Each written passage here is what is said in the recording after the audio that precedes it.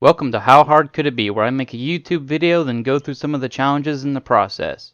One of the largest tragedies in comic book movies is Spider-Man 3. The Raimi films had such a strong start.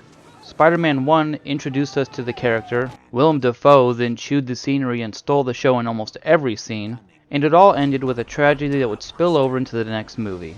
Spider-Man 2 gave us another tragic villain, redeemed at the end of his story, while Spidey himself struggled with his identity and his responsibility. Spider-Man 3 came around and stomped all over that legacy like Dave Chappelle on someone's couch. Don't get me wrong, there are some things I genuinely like about Spider-Man 3.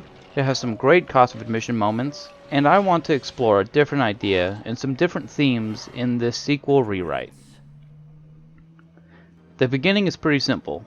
Flint's escaping is the same, he visits his daughter, gets confronted, leaves. Mary Jane and Pete are in the park, celebrating her successful audition this time. She's going to be in her first musical. Meteor falls in Central Park, Goop attaches to the bike, happy couple rides away into the city. Flint gets Sandman to fight in the experiment, Captain Stacy starts chatting with his lieutenants about whether or not to tell the Parkers, then they decide to. Peter goes to Aunt May, they have the marriage conversation, he gets the ring. Harry confronts Peter on his way home, he gets knocked out. He does not have amnesia, but instead goes into a coma for a bit. Peter is upsetty spaghetti. Mary Jane has her first day of actual practice. The directors like her singing and performance, but tell her that her voice doesn't carry enough. She needs to practice. She leaves the auditorium and sees Spider-Man swing by. He goes and saves Gwen Stacy, and this stays much the same, including the interaction between Brock and Spidey, except Brock says something along the lines of, "Man, it's about time I caught a picture of you." That night, Mary Jane and Peter have a talk about her performance. Peter fumbles the conversation with Spider-Man talk and platitudes, but says he'll help her practice as he takes off out the window to do more Spider-Man stuff. Harry wakes up from his coma. He wakes up alone, demands to get discharged. Bernard picks him up. Later, Peter wakes up from his own sleep, feeling a bit on edge. He yells at his landlord about the door. He seems irritated in class. He asks for the staff job at the Bugle, but is told no. The only opening was filled up weeks ago by Eddie. Eddie's been working for the Bugle since at least a bit before Parker, mentioned here. Tell you what though, Parker, give me a picture of that menace doing something skeezy and maybe I'll get you a staff job. Until then, you're freelance. Peter storms out. Eddie, however, is seen entering JJJ's office after Peter leaves. Peter sees the key ceremony advertisement, then takes off. He's later swinging and he stops a mugger, seeming to be more intense than usual, saying something like, "People like you are the reason I can't have a normal life." And then he takes off from that scene. The next day, Peter and Mary Jane are at the ceremony. He takes off and it plays much the same as it does before, but this time Gwen reaches for the mask as everyone is asking for the kiss.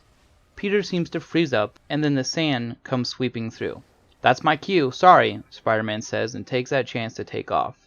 The fight with Sandman goes much the same, along with... Where do all these guys come from? Later, he has a nightmare. He's out in the city, swinging in his street clothes when his red and blues swallow him up. The whole screen goes black and he's in an alleyway. There are thugs all around him. His fists fly out, but it's wrong. They're black instead of red. The thugs all gang up on him, changing into gooey, puddly monsters as they swarm at him. He's woken up by pounding on his door. His landlord tells him he has a call, and he goes to the phone. Cut to the police station. Captain Stacy is telling Peter and Aunt May about Flint Marko. May tries to console Peter, but Peter yells at, "This isn't okay, this isn't right." He leaves shortly after. Mary Jane comes by and tries to talk to him about Marko. Peter blows it off and just says, "If I see him, I'll deal with it." Mary Jane asks him, "Well, maybe helping me practice will take your mind off of it." "MJ, I can't think about that right now. I have to go clear my head." He takes off out the window. MJ is pretty aghast at the situation and leaves the apartment. Peter then crawls into the room after she leaves, going back to listening to scanners. The suit he's wearing is noticeably different. The webbing is thicker and black, with some strands creeping farther along into the reds and blues. The scene transitions to MJ and Harry hanging out. She asks him how he's feeling. He says he's still in a bit of pain, but he's managing. MJ asks if he'll listen to her practice. He agrees. She sings while he cooks a nice dinner for the two. Peter has another nightmare. He's torn between a red suit, desperately grasping onto him, and a black ooze. He's being yanked back and forth, then the ooze simply absorbs over him. The red and blues try to pull the ooze off of Peter's body, but the ooze morphs over that as well. Peter then wakes up on the side of a building, again like the original. He takes off into the night, discovering the police taking off after a bank robbery. Eddie snaps pictures. Spidey breaks the camera, goes after Sandman. Same as the movie, fight goes the same. Good riddance.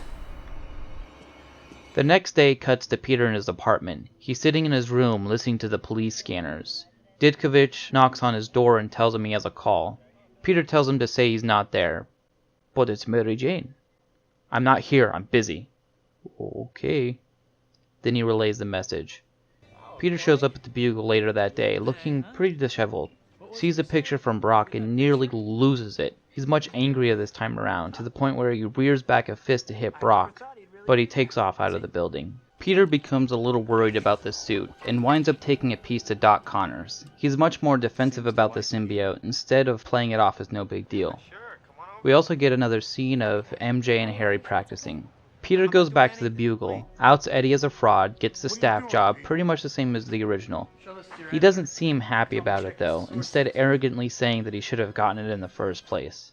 Brock is seen taking his things out of the Bugle. The camera zooms in on a file in his box of things with Peter's name on it.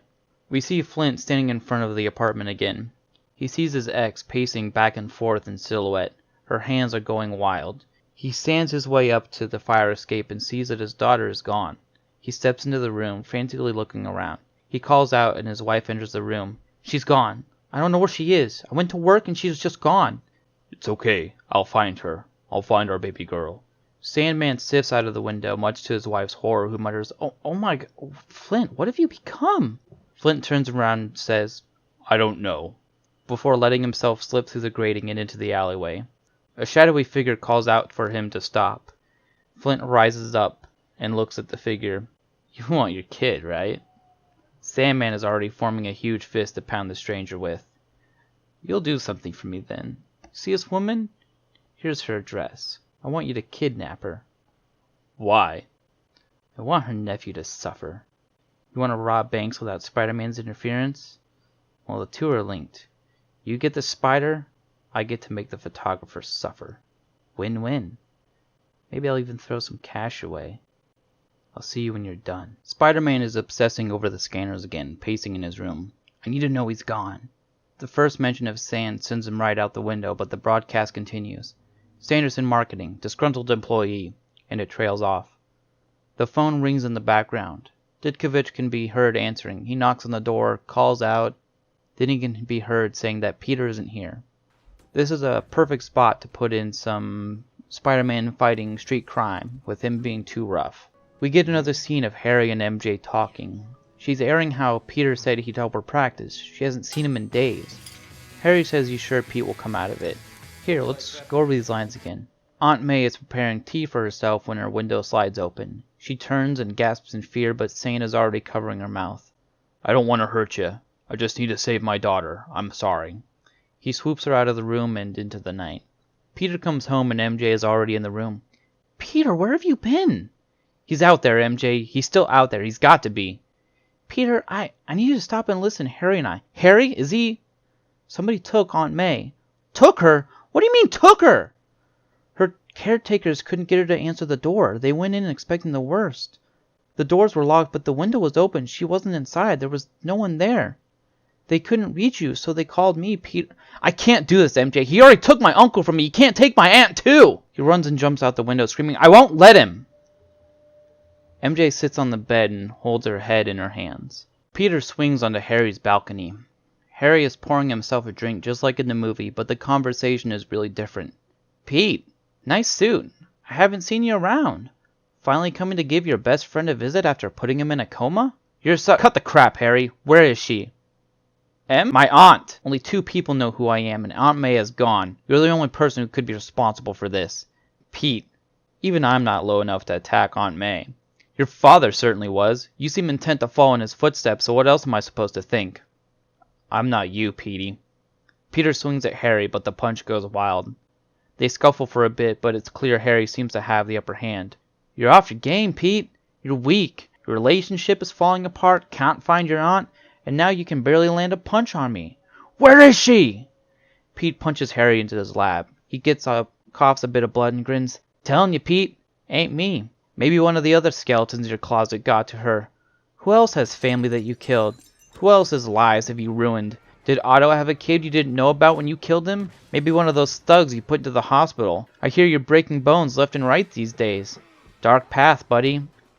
Peter grabs up one of the goblin grenades from a counter and shoves it against Harry's face, but Harry doesn't flinch. Peter's thumb hovers over the button. If you don't tell me where she is, I swear I'll blow your face off. Told you before, Petey, I wouldn't touch Aunt May, even if it was to get to you. Maybe if you went to visit her more often, she wouldn't be gone. Besides, you wouldn't set that bomb off. What would Uncle Ben think? Peter throws Harry into a wall, crushes the bomb, and storms off while Harry laughs and calls out, What's the matter, Pete? You can kill my father, but not me? Peter goes to his apartment, fuming. The suit morphs into his regular clothes, and he stares at it in shock. He doesn't really know what to say or do. He tries to unbutton the shirt, but it doesn't give. He shakes his head slightly. I don't know what's up with this suit, but something's not right with it. Maybe I should give Doc Connors a call. He leaves the apartment and goes to the phone. Right as he reaches for the number, it rings. Hey, Parker. Eddie? Oh yeah, your auntie and I are having a nice little tea party. I'm gonna destroy you both, Parker. You and Spider-Man. So send your little webbed wonder to come and get me. When I'm done with him, we're coming for you. If you harm a hair on your head, Brock, You'll what, Parker? Ruin my life? You already did that. Now I'm going to ruin yours. See you around, chump. What happens next? You'll have to wait to find out. Part 2 will be coming out as quickly as possible. A little bit on my challenges here before we go. First, scripting. Writing what amounts to a whole new movie is quite an undertaking. There's certainly an amount of spit and polish and rewriting that can go with this, but hey, I'm just one guy doing his best. I wanted to keep Peter in the symbiote for longer. That's why it starts attaching to him sooner. I really wanted for Peter to be isolated, to suffer an obsession with Sandman. It would hopefully be portrayed as the symbiote kind of going for that rush for another fight with him, feeding off of the anger that Peter feels when fighting his uncle's true killer, and the adrenaline of a truly intense fight. I also wanted to take a different route with both MJ and Harry. Harry is simultaneously both more and less diabolical this time around. He's genuinely enjoying his time with MJ, but it does also come from a negative place. As for MJ, her conflict with Peter stems from his inattentiveness, mostly in part due to the symbiote taking over him. This portrays her as a much more sympathetic partner with being abandoned and not getting the assistance she requires. As for Eddie, does he get the symbiote? Guess he'll have to find out next time on Spider-Man 3.5. In the meantime, swing through the city, rescue a model, beat up a mugger, kiss in the rain and accept a key to the city, but actually don't because the Sandman can't keep his hands to himself.